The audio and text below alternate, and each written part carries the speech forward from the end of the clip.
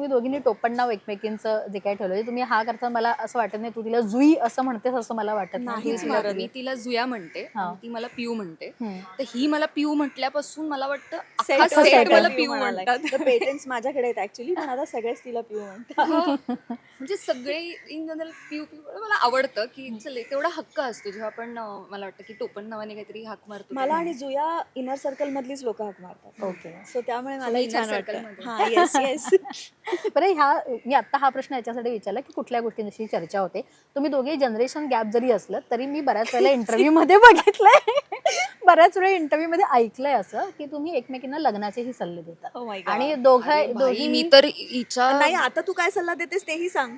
आता हे बघ आता बघ ती काय बोलते. हा. जेन्युअनली आता हे 4थं वर्ष आहे यार. मी 3-3.5 वर्ष हिच्या मागे लागले आता कर लग्न आता कर लग्न. हो. तर ती ऐकतच नाही. तर मला असं वाटतं की आता थोडक्यासाठी कशाला करतेस लग्न. आता झालंच आहे तुझं वय आता काय. झालंय तुझं आता कशाला करतेस. हा, म्हणजे आता दिले मी तिला 4 वर्ष. तिच्या आई वडिलांनी कितीतरी वर्ष दिली. आता हो मला गं. वाटतं अजून 1-2 महिन्यात तेही म्हणतील आता जरासाठी कशाला करते लग्न. जातेस अशी झालंच आहे आता वय. प्रियांका ते असं बोलतात मलाही लहान मुलं. पण तूही तिला सल्ला देत असशील की आता तर तीही त्या एज मध्ये नाही, आहे मी ती. तिला त्या एज मध्ये असली तरी हेच सांगते की आधी छान सगळं स्वतःला एस्टॅब्लिश करायचं आणि स्वतःचं म्हणजे घर पैसा किंवा या सगळ्या गोष्टी छान काम हे सगळं झालं की व्यवस्थित सगळं कर. मी त्या मताची आहे की इवन इफ तिला कोणी लाईफमध्ये पार्टनर असेल किंवा कोणी मित्र असेल तरी मी हेच म्हणेन की सपोर्ट करण्याच्या दृष्टीने फायनान्शियली पहिले रेडी राहायला लागतं आपल्याला, कारण आपण ह्या फील्डमध्ये आहोत. बरोबर. त्यामुळे तसं स्वतःला रेडी करायचं आणि बाकी सगळ्या गोष्टी होत जातात. आणि मग एक सल्ला जुई मला देते की माझा आदर्श धरून नकोस. मला ना त्यातली वाक्य बोलायची नसतात. मला त्या गोष्टी थोड्याशा सिमिलर वाटतात. म्हणजे आता ऑनस्क्रीन आणि ऑफस्क्रीन आहे तुमच्या. ऑनस्क्रीन अशा आहेत की आत्ता बघ म्हणजे तुम्ही एकमेकांच्या अगदी ऑपोजिट असलात तरी आता जेलमध्ये एकत्र आला आहात, तुम्ही प्रेग्नंट एकत्र आहात. ह्या दोन गोष्टी झाल्या. रिअल लाईफमध्ये तुमची दोघींचीही लग्न व्हायची आहे, तुम्ही दोघींनी स्वतः घरं घेतलेली आहेत. सो ह्या खूप गोष्टी अशा कनेक्टेड म्हणजे ऑनस्क्रीनही आणि ऑफस्क्रीनही. ह्या 2 गोष्टींकडे तुम्ही कसं बघता? कारण तुमची ती स्वप्नही पूर्ण होत आहेत रिअल लाईफमधली. म्हणजे घर घेणं असू दे ती दोघींनी म्हणजे तू पुण्यातही आत्ता नवीन घर घेतलं जुई, ती गोष्ट आणि आपलं लाईफ पार्टनर आपण फायनान्शियली स्टेबल व्हावं ही दोघींची विचारसरणी. ह्या बाबतीतही दोघी सेम आहात. तर आणखीन पुढची अशी कुठली स्वप्न आहेत जी दोघी कदाचित मिळून एकत्र बघतायत किंवा एकमेकींच्या स्वप्नांसाठी तुम्ही प्रयत्न करताय?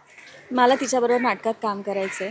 ओके. आणि कारण ती म्हणजे मला नाटकात एकूण काम करायचं आणि मला तिच्याबरोबर करायला ह्यासाठी आवडेल कारण ती कशी ऍक्टर आहे मला माहिती आहे. सो मला आणि समोरची व्यक्ती पण तितकी सिन्सिअर असेल ना तर मला खरंच आपल्या एफर्ट्सनं कमी होतं बरोबर. असं मला वाटतं. आणि आमच्या सीनमध्ये नेहमी मला ते जाणवलं की आपलं रक्त कमी वाटतं.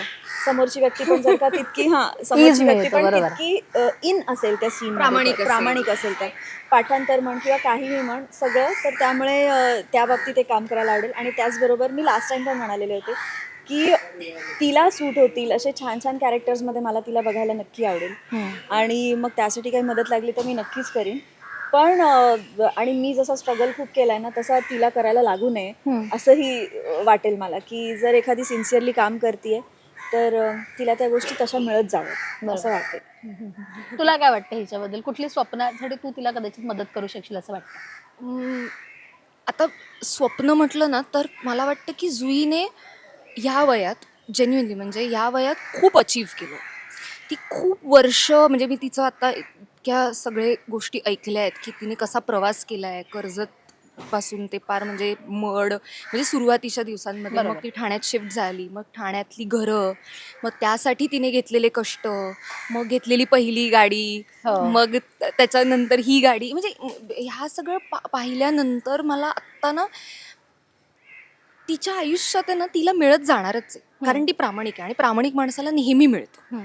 म्हणजे 100% मिळतं. देव कधीच अडवून नाही धरणार आणि ती ब्लेस्ड आहे त्यामुळे तिला मिळणार 100%. पण मला एक मैत्रीण म्हणून मी तिला पर्सनली पण हा सल्ला देते की आता स्वतःचं आयुष्य जग आणि मजा कर. कारण मला असं वाटतं ना की तिने ती स्वप्न पूर्ण करण्यासाठी इतके कष्ट घेतलेत ना की कधी कधी तिने कमवलेल्या गोष्टींचा स्वतः उपभोग पण थोडा कमी घेतलाय घेतलाय, बरोबर. किंवा तो कम्फर्ट तिने अनुभवलेला नाही असं मला वाटतं. सो मला असं वाटतं ना की आता तिने स्वतःच्या पीसकडे आणि स्वतःच्या शांततेकडे लक्ष द्यावं.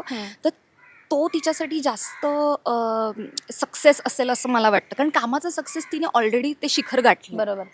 म्हणजे पुढचं पाऊल असू देत किंवा ही मालिका असू देत, दोन्ही स्ट्रॉंगली नंबर 1 सिरियल्स ती लीड असतानाच्या झालेल्या आहेत. म्हणजे शी हॅज प्रूव्ड हर सेल्फ. म्हणजे तिला आत्ता काही वेगळं सिद्ध करायचं करायची गरज नाहीये. नाहीये. आणि ती लिखाणही करते जे तिला आवडतं. हे मी पर्सनली बघितलंय. म्हणजे जसं तिला अभिनय करायला आवडतो तसंच तिला लिखाणही आवडतं. सो मला असं वाटतं ना की आता तिला हवी ती कामं तिच्या कम्फर्टनुसार, तिच्या तब्येतीनुसार करता यावी अशी माझी इच्छा आहे. आणि तिला तिच्या पैशाचं केलंय आज माझं. खूप एन्जॉय करता